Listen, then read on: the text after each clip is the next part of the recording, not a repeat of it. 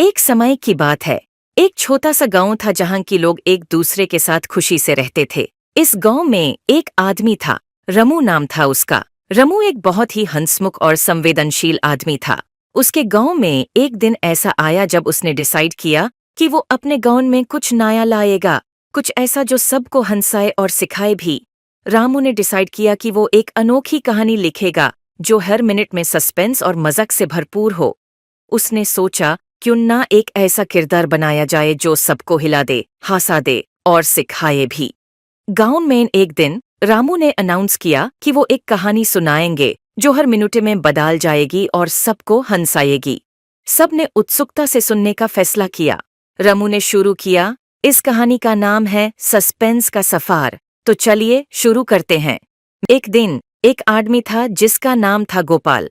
गोपाल एक बहुत ही सीधा साधा आदमी था, लेकिन उसमें एक खास बात थी। वो किसी भी समय किसी से भी कुछ भी कह सकता था, लेकिन कभी भी हंसी नहीं आती थी। गोपाल का एक दोस्त था शंकर। शंकर को देखकर गोपाल हमेशा मुस्कुराता था। लेकिन एक दिन गोपाल ने कुछ ऐसा कह दिया कि सबको लगा ये कैसा जोक था। और तब से सब लोग गोपाल को समझ नहीं पाए कि आखिर गोपाल की हंसी क्यों रुक गई। इस कहानी में एक और ट्विस्ट है। गोपाल ने डिसाइड किया कि वो एक छोटा सा मेला लगाएगा गांव में। लेकिन मेला लगाने से पहले उसने एक अनोखा नशा बनाया जिसे खाकर सब कुछ बदल गया। एक दिन मेला का दिन आया। लोग आए, नच गाने का आनंद उठा रहे थे। गोपाल ने अपना अनोखा नशा सबको खिलाया। सबको लगने लगा जैसे उनका जहन ही बदल गया हो, लेकिन कैसे, ये किसी को समझ नहीं आया। सबने नोटिस किया कि गोपाल हंस रहा है, लेकिन हंसने का कोई रीजन नहीं है। सबको लग रहा था जैसे वो कुछ छुपा रहा हो, लेकिन क्या। तभी एक मिनट के लिए रुक गई कहानी। लोग सोच रहे थे कि क्या होने वाला है नेक्स्ट, क्या गोपाल की हंसी वापस आएगी या नहीं। और फिर एक ऐसा सीन आया कि सबके चेहरे पे मुस्कान थी। गोपाल ने कहा, मुझे नहीं पता क्यों, लेकिन लगता है मैं भूल गया था हंसना कैसे होता है। और उसके इस अनएक्सपेक्टेड स्टेटमेंट ने सबको हंसी में बहा दिया।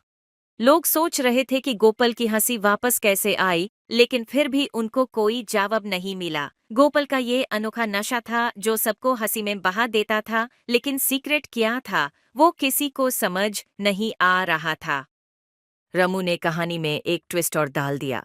गोपाल का नशा वो था कि हर पल को हंस कर जियो, क्योंकि हर पल में कुछ अनोखा होता है, बस हमें ध्यान देना चाहिए। सब सोच रहे थे कि कहानी का एंड कहाँ होगा। क्या गोपाल का नशा सबको हंसी में बहा देगा या कुछ और सरप्राइज है।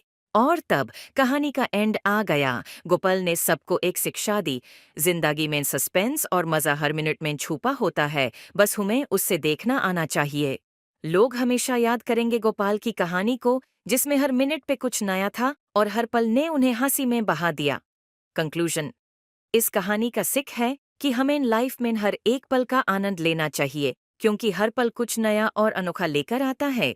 और अगर हमें लगता है कि हमारा हंसना चला गया है, तो शायद कुछ छुपा हुआ गोपाल का नशा हमें दोबारा हंसने में मददगार हो सकता है। इस कहानी का एंड हुआ और लोग सबसे कह रहे थे, ये कहानी सच में अनोखी थी, हर मिनट में सस्पेंस और मजा था। और गोपाल का नशा वो तो कुछ अलग ही लेवल का था। टाइटल सजेशन, सस्पेंस का सफर, गोपाल का अनोखा नशा।